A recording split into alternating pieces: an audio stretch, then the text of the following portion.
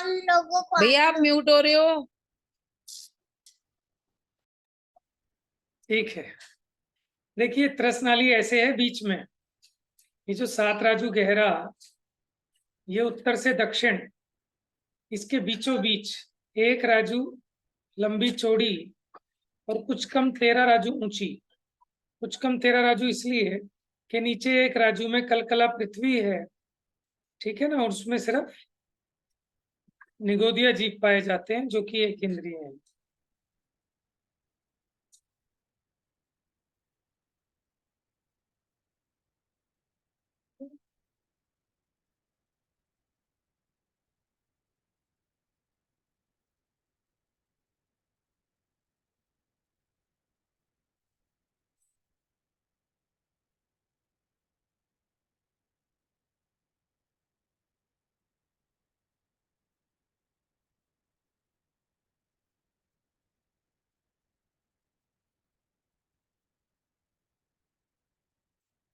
ये देखिए जम्बू द्वीप का मानचित्र, ठीक है, लेबल्ड है तो इसमें सारे नाम लिखे हैं। अब थोड़ा सा ध्यान से देखिएगा, ये जो जम्बू द्वीप है, अब इसमें सबसे पहले ये जो रेड कलर से हैं ये पर्वत हैं। सबसे पहला पर्वत है हिमवन, महाहिमवन, निषद, भैया नहीं आ नील। रही स्क्रीन, आवाज नहीं आ रही? स्क्रीन नहीं आ रही भैया, स्क्रीन स्क्रीन नहीं आ रही है, स्क्रीन पे कुछ दिख नहीं रहा, व्हाइट स्क्रीन आ रही है बस। अच्छा, आपको दिख नहीं रहा है? नहीं, स्क्रॉल वाला नहीं। वो आ रहा है लोगो और वो स्क्रीन नहीं आ रही है। अभी दिखाई दिया क्या? नहीं भैया।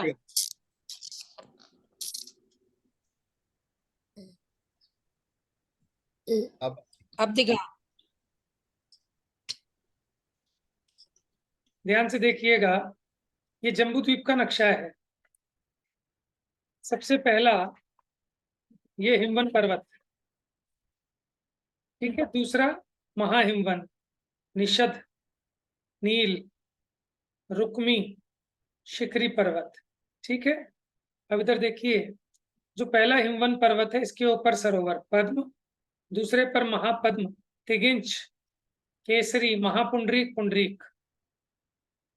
अब इन सरोवर से पहले और अंतिम सरोवर से 3-3 नदियां निकलती हैं। पूरब की तरफ गंगा नदी, पश्चिम की तरफ सिंधु नदी, ठीक है। और इसमें से जो तीसरी नदी निकलेगी वो अगले क्षेत्र में पश्चिम दिशा की तरफ बहेगी, रोहितास्य।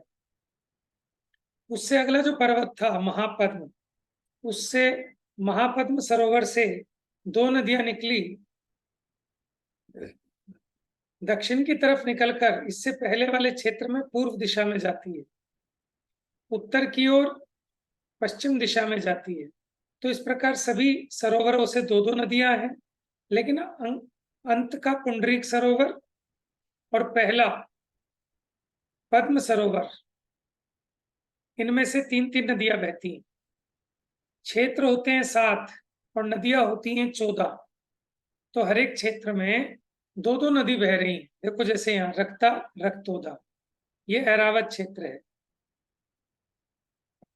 फिर ये आपका हिरण्यवत क्षेत्र है, इसमें सुवर्णकुला, रूप्यकुला 2 नदियां बह रही हैं।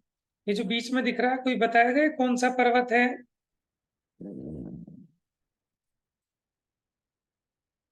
इस पर्वत का नाम कौन बताएगा?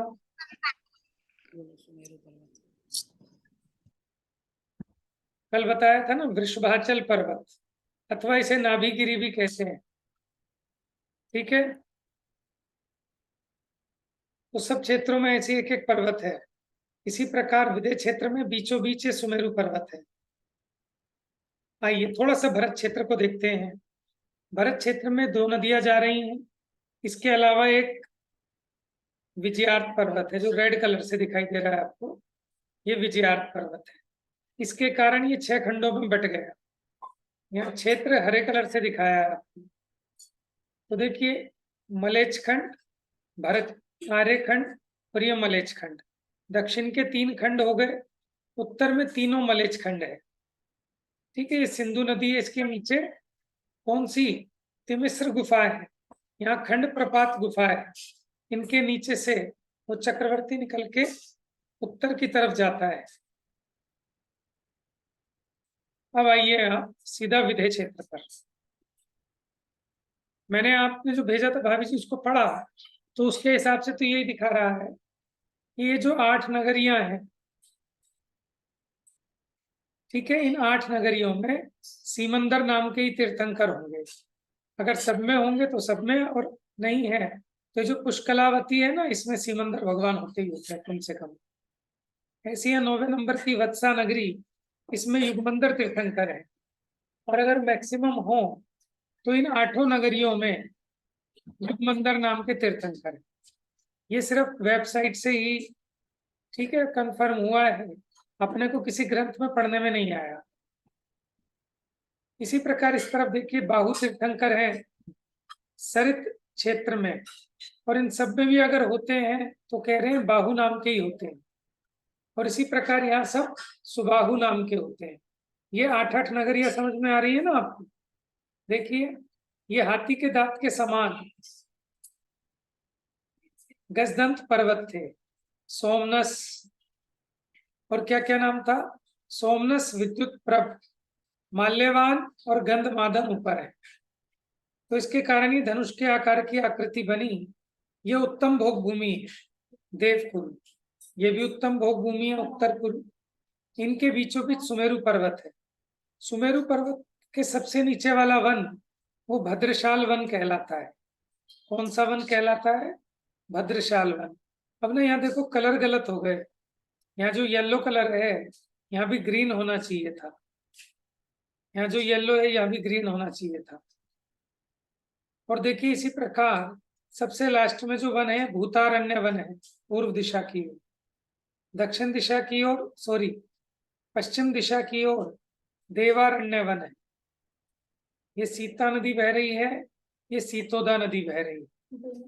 ठीक है, ये मैप क्लियर है भैया? जी? जैसे 5 भरत क्षेत्र है, 5 ऐरावत क्षेत्र है, तो उन 5 भरत और 5 ऐरावत, एक भरत और एक ऐरावत की मिला के 32 हुए, पर इसमें 32 ही दिखा रखी है, तो 160 बैठनी चाहिए। नहीं नहीं, ऐसा है ना, ये तो सिर्फ एक मेरु संबंधी है। ऐसे जो 5 मेरु हैं वो तो उन 5 मेरु अच्छा, संबंधी हो 5 गए ना। मेरू की अलग अलग आएंगी, 5 अभी मेरू 2.5 की अलग। नक्शा दिखाता हूँ आपको, इधर देखिए, दिख रहा है आपको स्क्रीन पर? देखिए बीचों बीच है जम्बू द्वीप, ये जम्बू द्वीप की रचना है अभी जो हमने देखी। इसके चारों ओर ये लवण समुद्र है ब्लू कलर का। अब उसके चारों ओर देखिए ये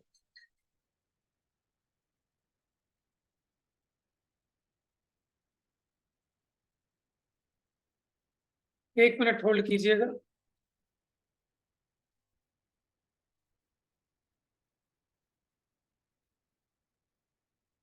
जी, अब देखिए भैया ध्यान से, ये जो जम्बू द्वीप, इसके चारों ओर लवण समुद्र, अब इसके चारों ओर ये धात की खंड द्वीप, नेक्स्ट वाला दिख रहा है आपको, उसके चारों ओर कालोदधी समुद्र, फिर ये पुष्करार्ध, और पुष्करार्ध ये मानुषोत्तर पर्वत। इसके बाद भी पुष्कर का आधा भाग है, लेकिन उसकी चर्चा अभी नहीं कर रहे। अब यहाँ देखिए भैया, ये उत्तर दिशा में एक ईश्वाकार पर्वत हो गया और एक दक्षिण दिशा में ईश्वाकार पर्वत हो गया।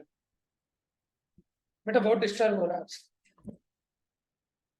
तो उत्तर और दक्षिण दिशा में दो दो ईश्वाकार पर्वत है, दिख रहे हैं ना आपको? ये ईशु कहते हैं सीधा, बाण के समान, तो ये बाण के समान सीधे हैं, इसलिए इनको ईश्वाकार पर्वत कहते हैं। अब इन 2 पर्वतों के कारण ये धात की खंड के 2 भाग हो गए।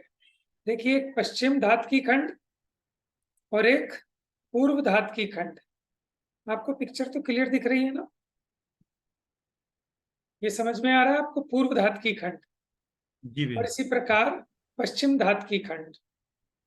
अब ऐसे ही पुष्करार्ध में आएंगे तो पुष्करार्ध में भी ऐसी 2 ईश्वाकार पर्वत है।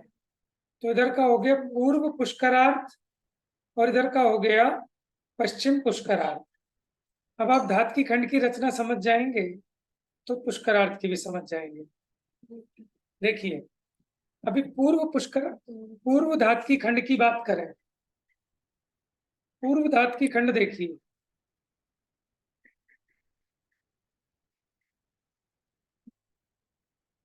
देखिए पूर्व धातकी खंड में भी 6 महापर्वत हैं और 7 क्षेत्र हैं। 6 महापर्वत कैसे हैं जरा ध्यान से देखिएगा, मैं थोड़ा सा बड़ा करके दिखाता हूँ। कर्सर आपको दिख रहा होगा, ये ईश्वरकार पर्वत है। यहाँ से प्रारंभ करते हैं। देखिए ये आपका पहला हिमवन पर्वत, जिसके ऊपर पद्म सरोवर, जिससे 3 नदियां निकल रही हैं, एक ये नदी, एक ये नदी, और बीच में विजयार्थ पर्वत। तो ये सारा आपका हो गया यहाँ तक का भरत क्षेत्र। दिखाई दे रहा है आप लोगों को, ये भरत क्षेत्र है। इसके बीच में विजयार्थ पर्वत है। इसमें 6 खंड हैं। ये बीच का एक आर्य खंड है, ये देखिए मलेच खंड है, और इधर इधर तीनों मलेच खंड होंगे। ठीक है, अब ये पहला पर्वत था।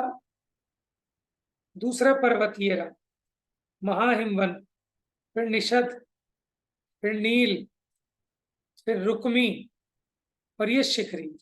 हर एक के ऊपर वैसी कुंड है, सरोवर है, सबसे 2-2 नदियां निकलती हैं।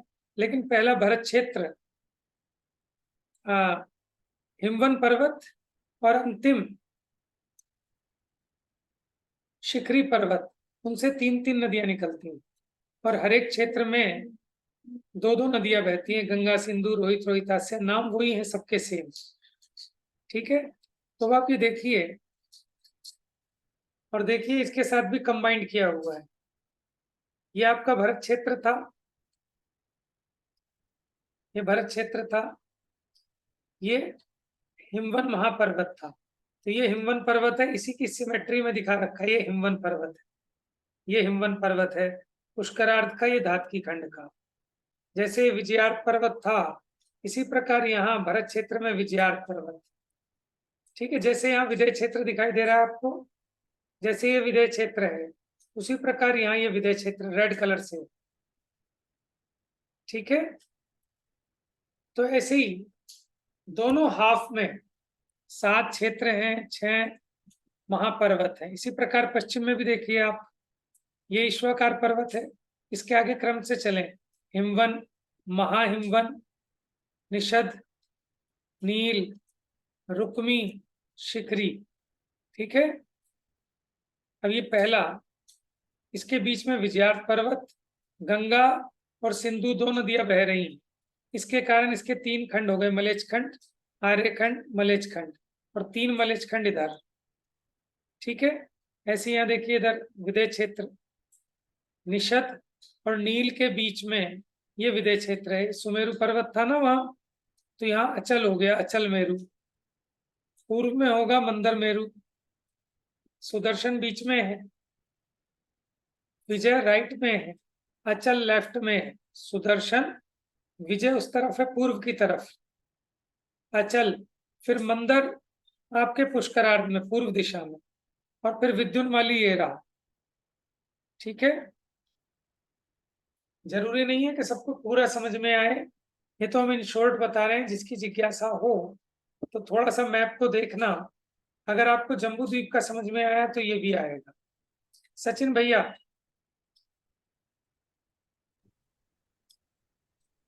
भैया एक डाउट और हुआ है।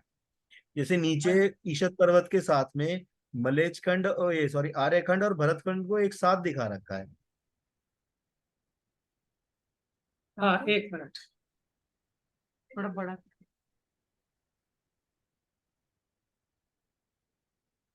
हाँ जी, ये कह रहे हो ना आप, ईश्वरकार हाँ जी, पर्वत हाँ के जी। साथ ये भरत हाँ, दोनों क्षेत्र लिखा तरफ। है, हाँ, और आर्य क्षेत्र आर्यखंड को एक आर्यखंड साथ लिखा है। हम्म। ठीक है, अब आप जरा ध्यान से देखिए, ये पर्वत है, दिख रहा है आपको हिमवन पर्वत, जी जी। ये हिमवन पर्वत है ना, और ये ईश्वरकार पर्वत है। इसके बीच का ये पूरा भरत क्षेत्र होगा। ये पूरा क्या है, भरत क्षेत्र। क्षेत्र। अब इस भरत क्षेत्र में 2 नदियां बही, ये देखिए 2 नदियां बह रही ब्लू कलर की, जी गंगा जी निंदु, गंगा और सिंधु। जी। गंगा जाकर मिलेगी अब की बार कालो ददी समुद्र में, और हाँ। सिंधु मिलेगी जाकर लवण समुद्र में। ठीक है, यहाँ थोड़ा सा नया है। गंगा माने पूर्व दिशा की नदियां बाद वाले समुद्र में, और जो पश्चिम दिशा की नदियां हैं वो पहले वाले समुद्र में, यानी लवण समुद्र में जाएगी। और बीच में विजयार्क पर्वत। ठीक है, तो अब हमें 3 खंड दिखाने हैं। ऊपर तो हो गए तीनों मलेच खंड, और नीचे ये हाँ। मलेच खंड, ये मलेच खंड, और बीच में रेड कलर से दिखा दिया आपको आर्य खंड। अरे अब भरत क्षेत्र लिखने की जगह नहीं मिली ज्यादा, तो जहां मिली हाँ। वहां लिख दिया, और कोई मेरे प्रॉब्लम नहीं है। में डाउट हुआ जो कनेक्टेड तो नहीं होंगे ना, जैसे कनेक्टेड दिखा रखे हैं। कनेक्टेड कैसे होंगी? हाँ, वही इसमें बीच में कनेक्टेड हो गए समुद्र ना। है, वो तो हाँ। कहाँ कनेक्टेड है? दिख रही है आपको विजयार्क पर्वत, और फिर ये हम्म, विजयार्क पर्वत, है हम्म, ना? जैसे यहाँ मलेचखंड दिख रहे हैं, यहाँ मलेचखंड, ये हिमवन पर्वत, ये हिमवन पर्वत। ये तो बनाने वाले ने इतनी सुंदरता से बनाया है ना, तो आपको दिख रही है। और आपको एक बात और बताऊं, हम्म, ये लवण समुद्र आपको दिखाई दे रहा है छोटा सा, और हम्म, जम्बू द्वीप दिखाई दे रहा है 1 लाख योजन का, जबकि लवण हम्म, समुद्र कितना चौड़ा होना चाहिए? 2 लाख योजन, है ना? तो हम्म। जितना जम्बू द्वीप है उससे उससे दुगना, ये 2 लाख चौड़ा होना चाहिए। लेकिन हमें यहाँ कुछ समझाना नहीं है, सिर्फ प्रतीक रूप से है, इसलिए हमने इसको शॉर्ट कर दिया। ठीक है, और कोई प्रश्न इसमें आपका? नहीं भैया बस। तो देखिए, 5 मेरु हैं। ये सुदर्शन मेरु जम्बू द्वीप में है, बाकी के 2 मेरु विजय और अचल, ये धातकी खंड द्वीप में है। विजय पूर्व दिशा में, अचल पश्चिम दिशा में। फिर मंदर पूर्व पुष्करार्ध में, और विद्युन्माली पश्चिम पुष्करार्ध में। तो ये 5 मेरु हो गए ना।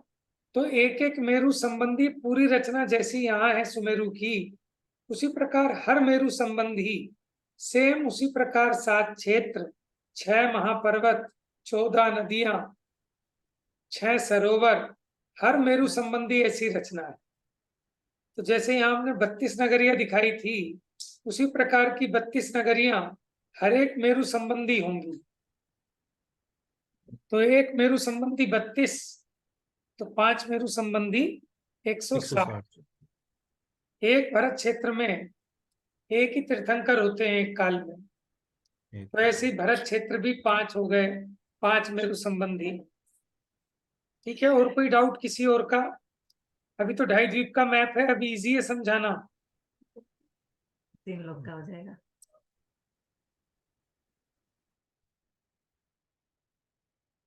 हाँ जी भैया, कुछ और? क्लियर है भैया। देखो, देखने में बड़ा खतरनाक लगता है डायग्राम, जैसे नाग और अजगर चल रहे हो, लेकिन अगर आपको समझ में आ जाएगा तो मुश्किल नहीं है।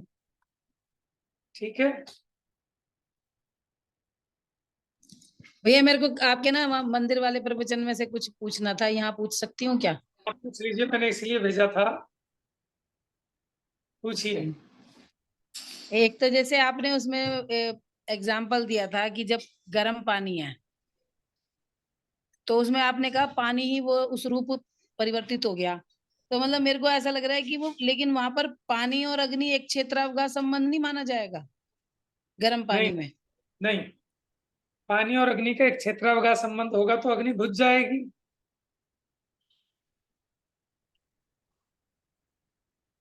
पर पानी जो गर्म हुआ है, तो उसके संपर्क में अग्नि है ना उस समय उसमें? नहीं, देखो, अग्नि जो है बीच में पतीली है, अग्नि तो उसको छू ही नहीं रही। अग्नि अगर उसको छुएगी तो अग्नि बुझ जाएगी।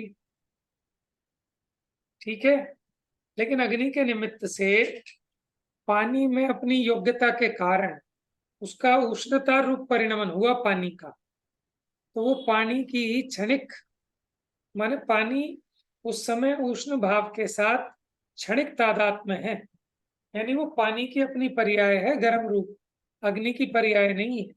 अग्नि की पर्याय अग्नि में है, पानी अपनी योग्यता से गर्म रूप परिणमित हुआ है।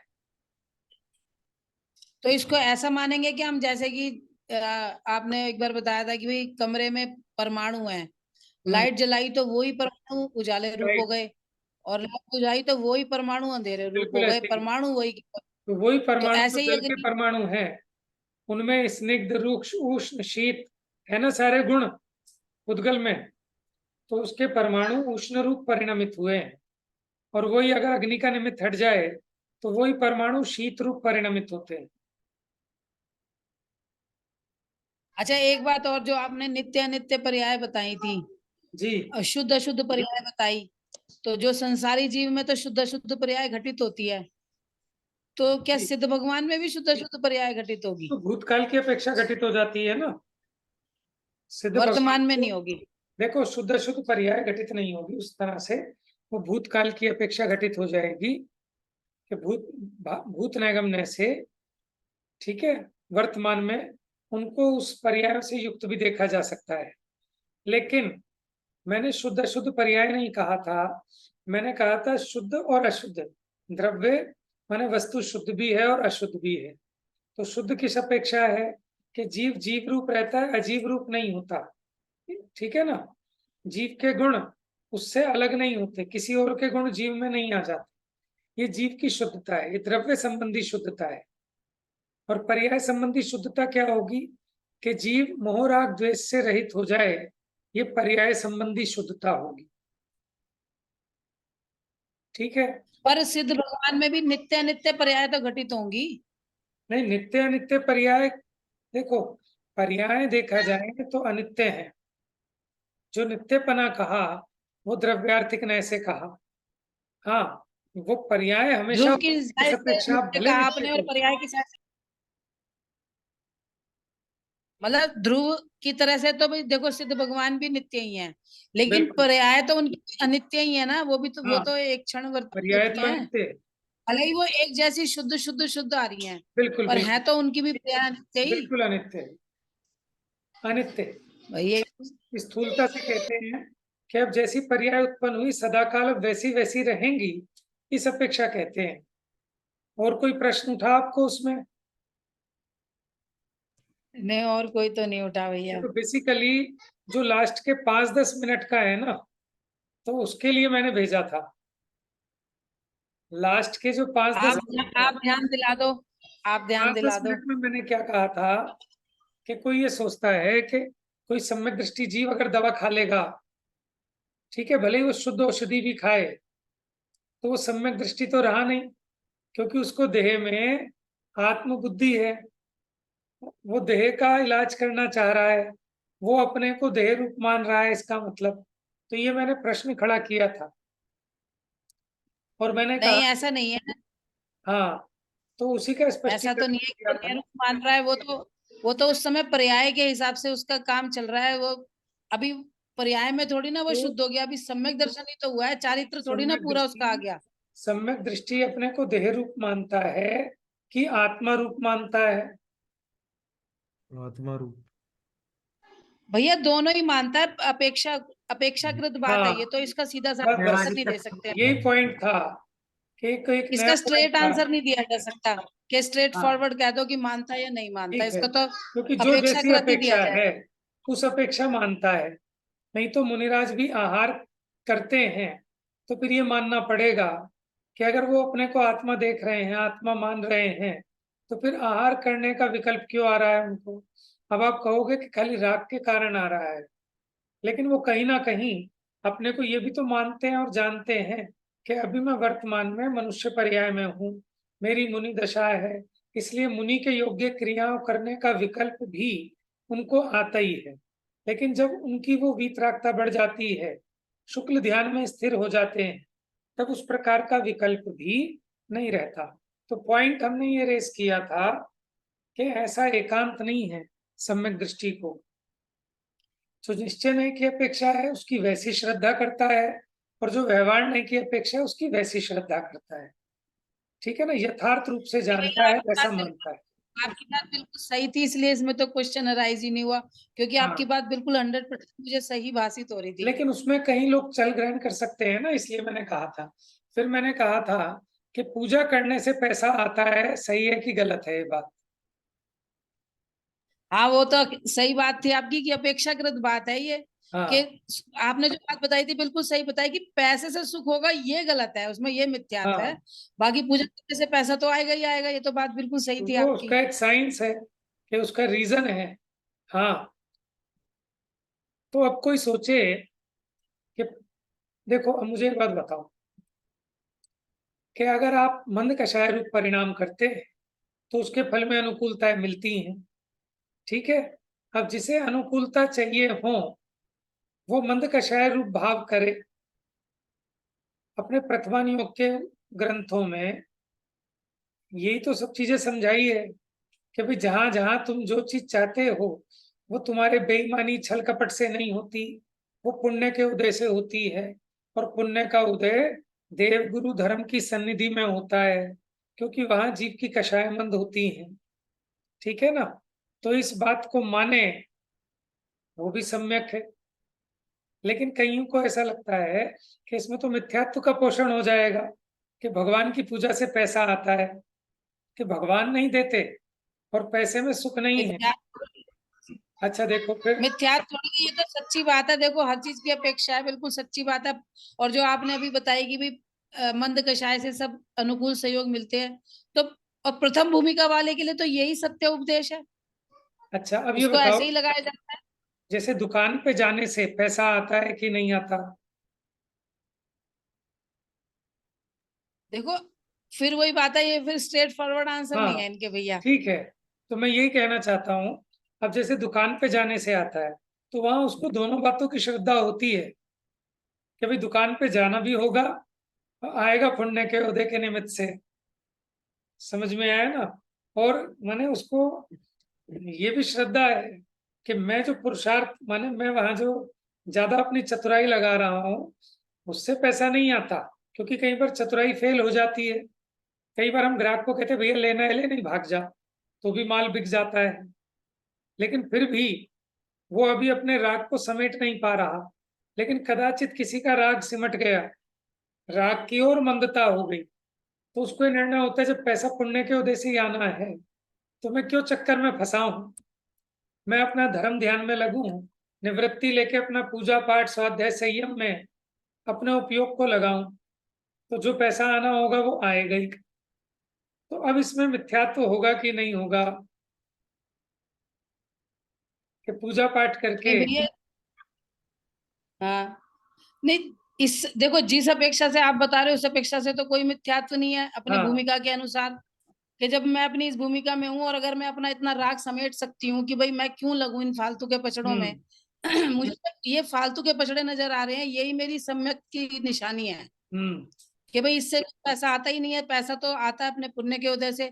और फिर जो सच्चा सम्यक थी वो तो आगे ये भी कहता है ना, मुझे करना क्या है इस पैसे का, पैसा से मेरे सुख दुख का कोई संबंध ही नहीं है। हाँ, लेकिन मेरा फिर भी मेरा संबंध अभी, तो मेरी शांति से है। हाँ लेकिन अभी फिर भी जितना विकल्प है उतना उसको उसकी इच्छा भी होती है, माने जीवन यापन के लिए किसी भी चीज के लिए जो पैसे की नीड है। ठीक है, अच्छा अब एक दूसरा तो भैया प्रश्न जो और।